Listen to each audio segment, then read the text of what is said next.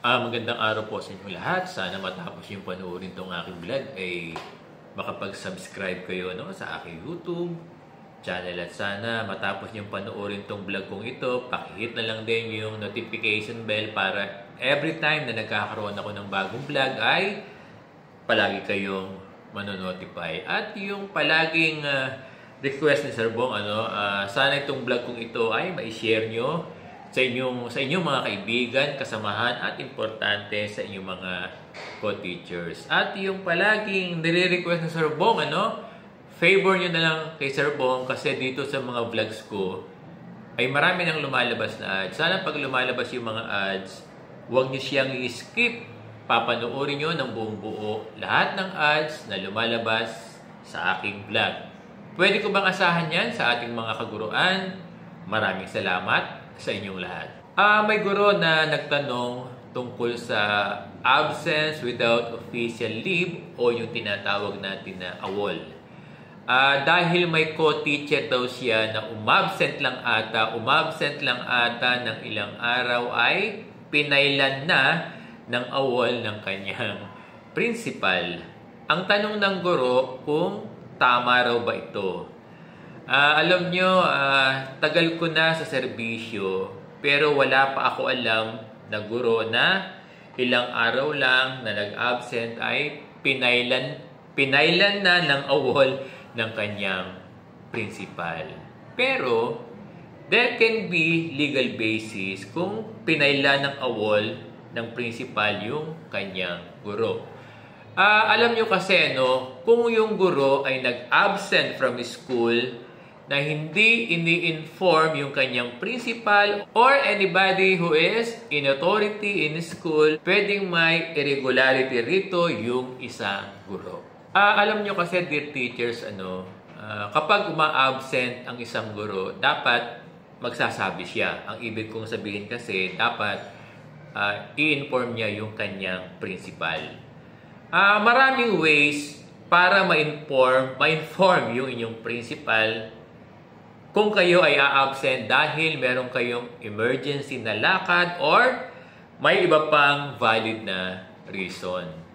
Alam nyo, pwede naman kayong sumulat ngayon, chat or text away na lang yung ating mga principal or head teachers at pwede na silang ma-inform regarding pertaining to your absences.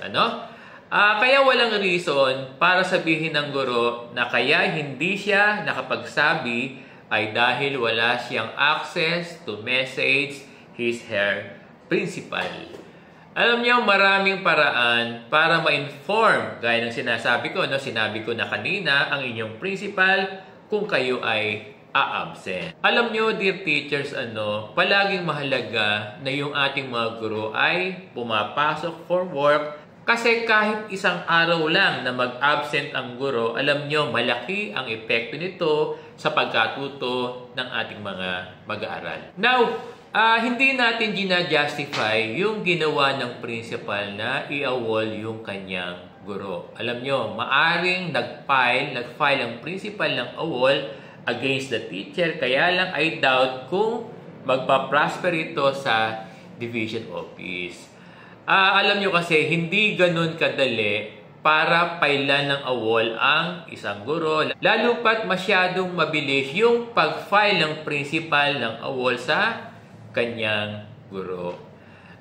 May mga nagsasabi na talagang maaring filean ang guro ng AWOL kahit ilang araw pa lang siyang absent. Kaya lang, again, mahirap mag-prosper yung ganitong case kasi sa civil service may sinasabing na at least 30 days na absent ang guro para maaring pailan ng principal ang guro ng AWOL. Pero kung wala pang 30 days, parang mahirap pailan ang guro ng AWOL. Ang isa pa kasing procedure ng AWOL, dapat magkaroon muna ng communication ng principal sa guro, informing the teacher na dapat mag-report na siya for duty at indicated doon sa communication na kapag hindi siya magre-report, pwede siyang pailan ng AWOL. Ito yung requisite na dapat gagawin ng isang principal. Now, in spite of the communication, hindi pa rin nagko-comply yung guro to report in school, so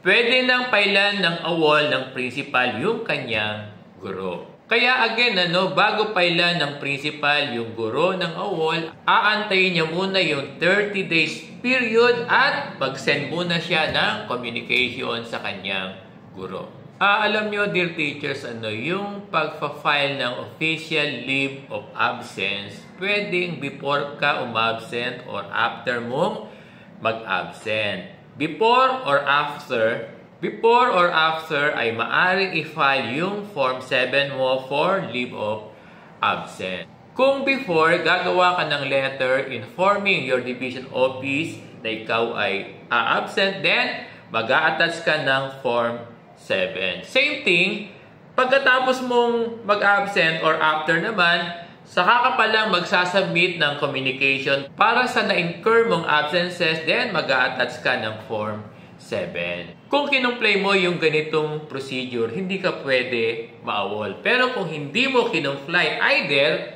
pwede kang maawol. So, magkakaroon ng action for awol ang isang principal sa kanyang guro kung yung guro hindi in-inform yung kanyang principal tungkol sa kanyang pag-absent.